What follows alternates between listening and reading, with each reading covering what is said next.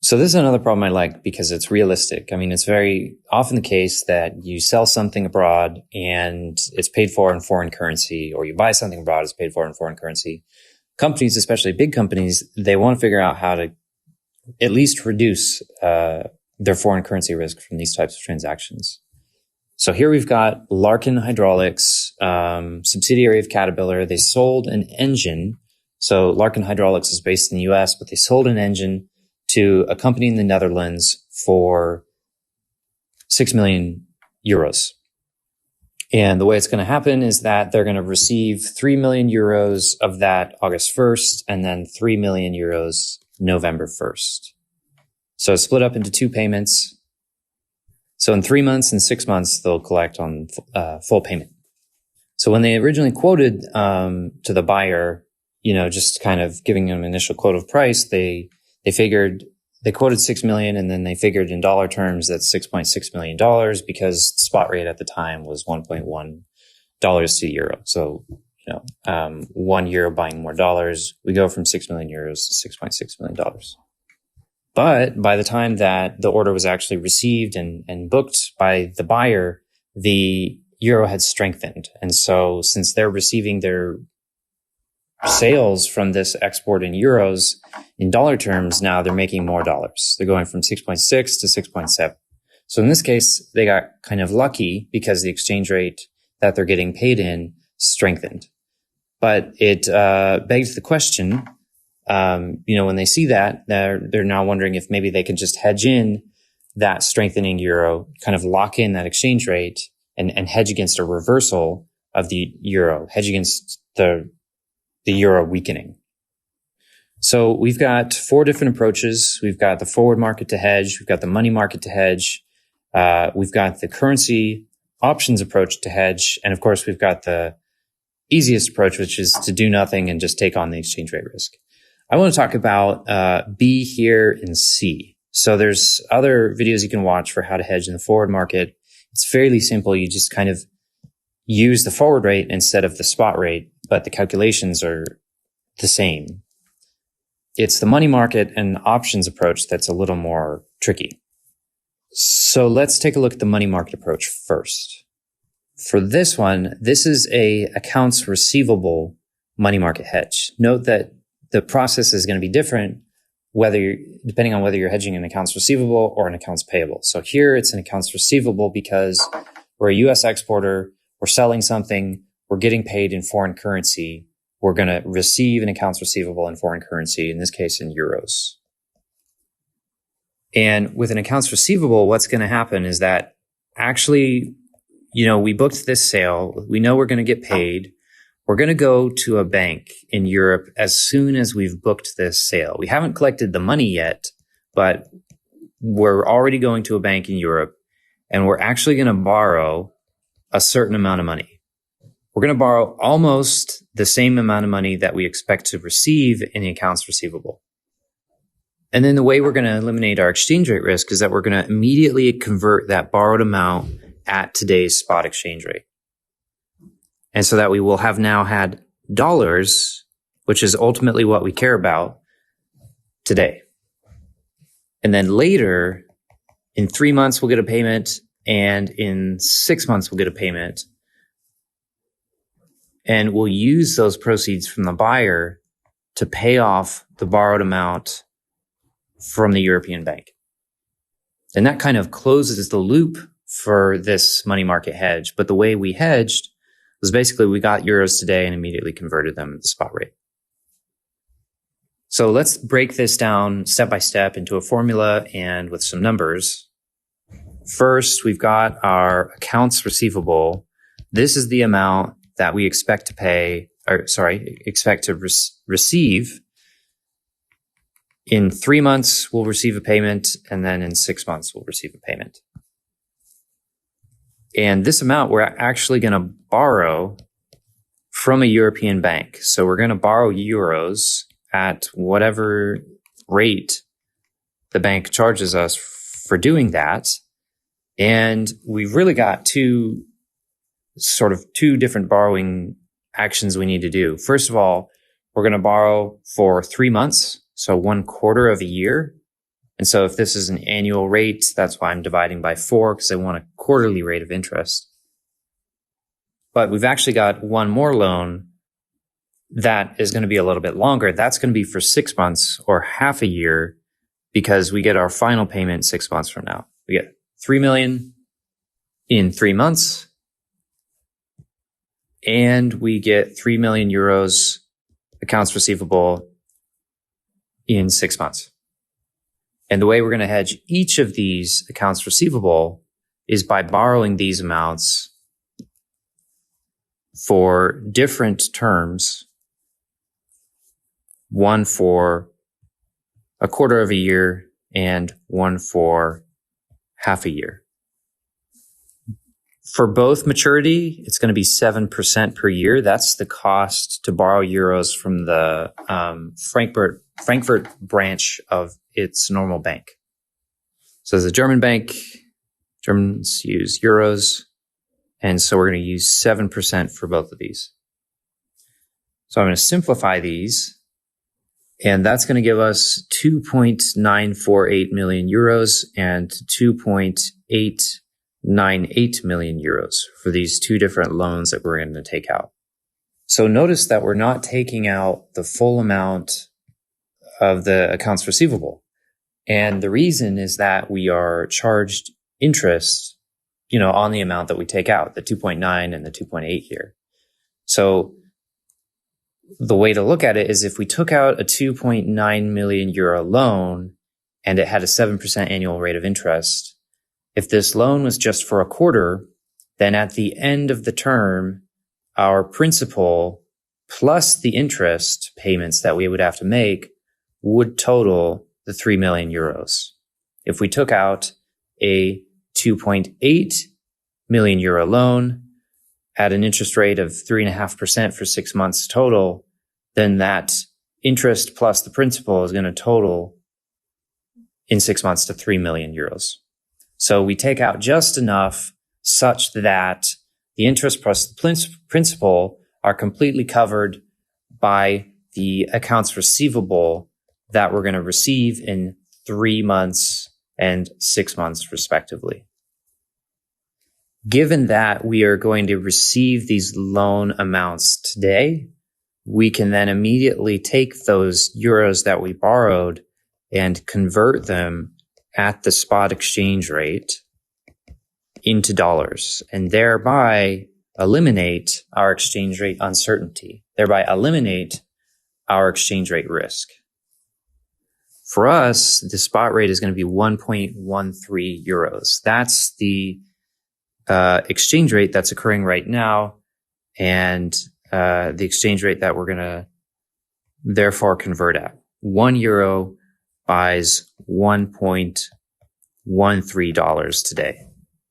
And now that's pretty much it, except that because we're being asked to compare the various hedging approaches, we also need to consider the value of money, the opportunity cost, or in this case, I guess, benefit of having the money today relative to waiting 3 or 6 months in the future to receive it.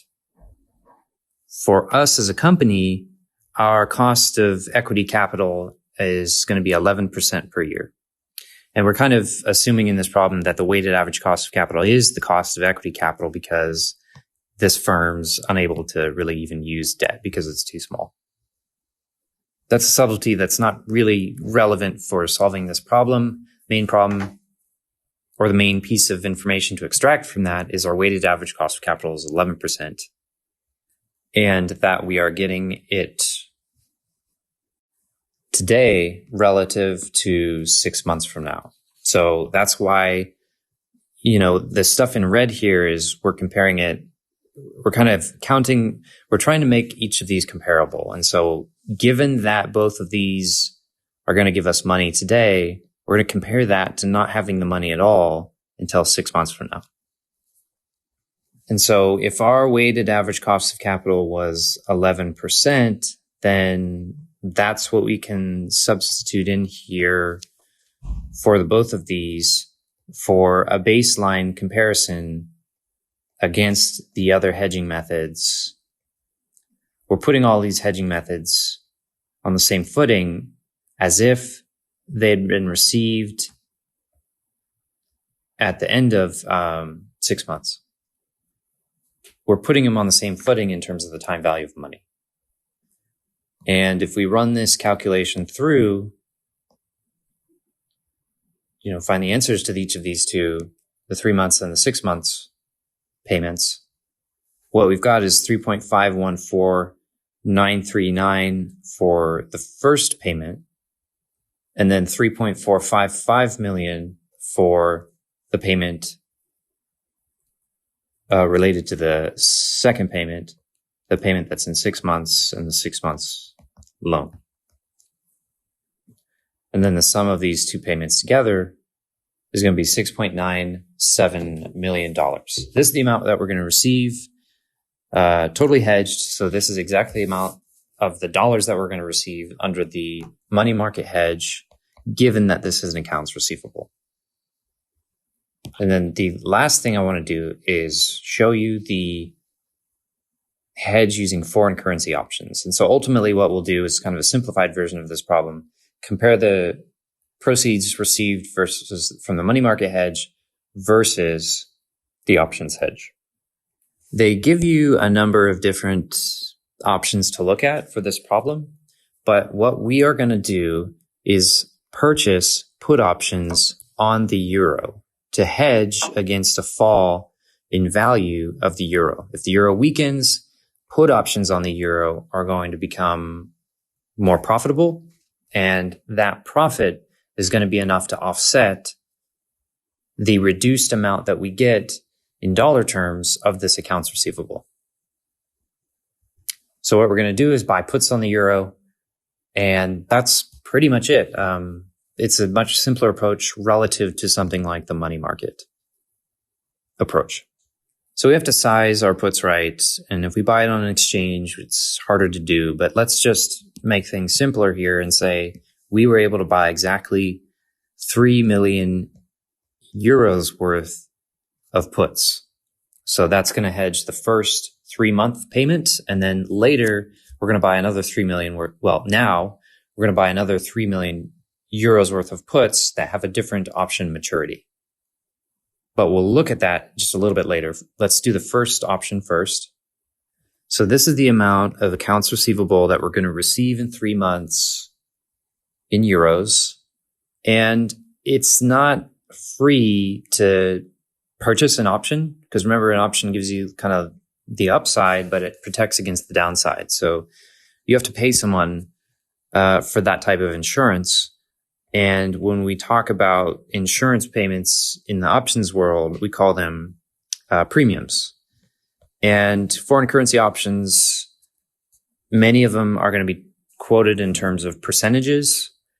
For us here, we've got a percentage for the 3-month put options of 2.3%. And in dollar terms, well, we pay this premium today, regardless of whether this option ends up being useful or not for us. In dollar terms, we pay today. And so if we want to know what this is in euros, the premium. If we want to know what this is in dollars, we have to convert at the spot exchange rate, which is $1.13 to the euro today. So that's going to give us the premium. But if we want to, again, make a comparison with the money market approach, the last thing we have to do is say that, I spent this money today, and what I want to know is what that money would have been worth 6 months later. So our weighted average cost of capital is 11%, 1.055 is what we get if we take 11% divided by 2 and add 1 to it.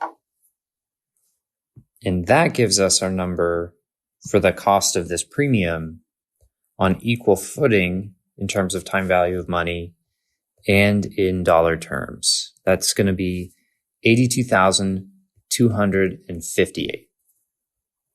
And the way that this is going to protect us is if the spot exchange rate in 3 months falls below the strike rate, which here we've got a strike rate of 1.13, which is the same as the spot. So be careful with, don't get confused here. It's just that we picked a strike rate that is the same as the spot rate. It's called an at the money option. And that's going to protect us from any further downside. If the euro falls such that it buys fewer dollars, then this put option is going to kick in and cover us for that difference, the difference between our strike and whatever the euro falls to. That's going to be the profit from purchasing this put. That's going to be what enables us to effectively hedge our accounts receivable that is going to be based in euros. So that's why we can say at minimum what our proceeds are going to be from using a put option is going to be whatever our strike price is, our strike exchange rate. Anything less than that, this option kicks in and covers it, multiplied by the size of the put option that we bought, which is the same size of the accounts receivable that we expect to receive. In this case, we're just looking at a put option for the first 3 months, that first payment. But again, putting this on equal footing by scaling the proceeds up by the cost of capital for 3 months. The reason being is that this is something that will pay off not right now, but in 3 months. And the thing is, if we're putting it on equal footing in 6 months, there's still 3 months to go. So that's why we're dividing by 4 there. Now, there's one additional cost that we have to consider when we're looking at the proceeds from this put option approach. And that's going to be the cost of the premium itself. We had just calculated that. So all we have to do now is subtract out the cost of that premium in dollars. That's that 82,258 up here. So if we calculate this all out, the 3 million euros times our strike rate, our at the money strike price of $1.13 to the euros, discounting for the fact that we won't see this for 3 months from now, and then subtract out the $82,000 premium, which we have to pay regardless of whether this option kicks in or not. That's going to give us a total proceeds of $3,400,967. So I won't go through the rest of part C here for you, but what you've seen here so far is for the first 3-month payment.